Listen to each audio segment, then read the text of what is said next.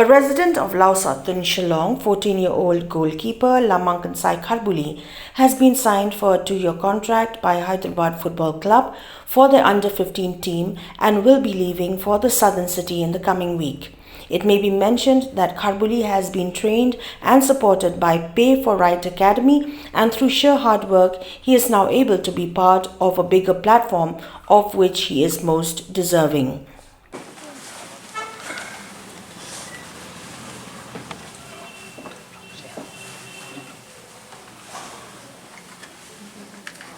But meeting I but the meeting ka ding I but ne down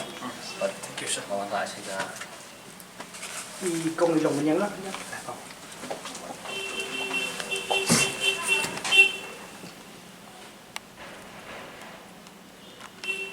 Te con te ai ku play ke PFA bakal ai rap shibun ai nga. Nadu ka batang sedang ka support te walai ko jugi se ideas tu ila ai ke ji kai pa kambun mo yang amat positif sedeka seduk mentah penjot akan Hyderabad te wala assistant coach jugi sa Tingshan nanta emotional laru nanta borok ki official jong ka PFR ai ku play ba bakila yarap syaya. The PFR president Frankie Karumnoy, who commented on Kharbuli's selection to the Hyderabad Football Club under-15 2-year contract, said that since the boy has always been a determined player, the opportunity extended to him is well deserved. Tatu biwan join ha an ka academy jungi du aja ka pra but nakaliang jungi pa coach tu kita ong siapa butuh siapa nak butuh sistem man practice menjuja natu pastang hadu kat mikni kisni ro pada slap ru menjuja ketika pelong sei ru bawon pa kat kan benta ba kan sajet klub nabal te kedia dung ai play Lagi coach ai training papaka na benta lamang mentaka kena hiboro kuna academy ni untam sa Elias kuna head coach berdun mas senda badi lamang jadi ding hikai papaka na chungki yangi benta kiweido. While referring to 14-year-old Lamang Kharbuli's signing of the contract with Hyderabad FC, the secretary of PFR Academy, Rilang Malimpada, said that PFR Academy has been able to undertake exposure tours outside the state of Meghalaya to enable the players to experience the best kind of training in the game of football. Instrumen ke bakrau hadirin bawai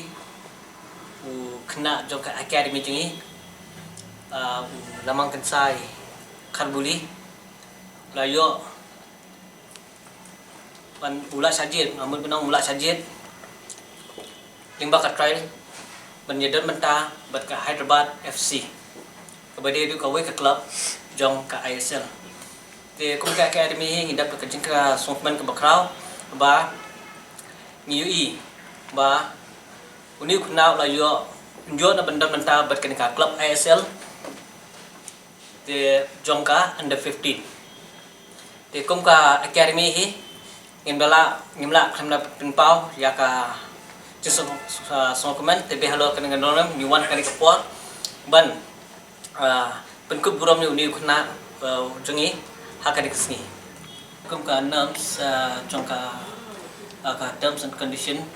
abedi kini kalau batang itu players ada register CRS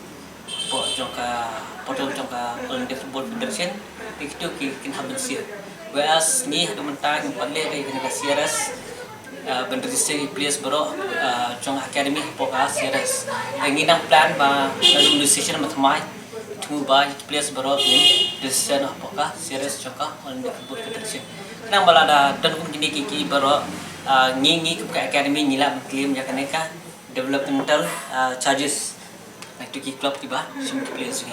else lada ni shua simultan ke admission betul ada yang sign ya ka proper contract but ya ka ndai ka contract nong ya consent form coba on dia kalau ada yang register ya ki hapoka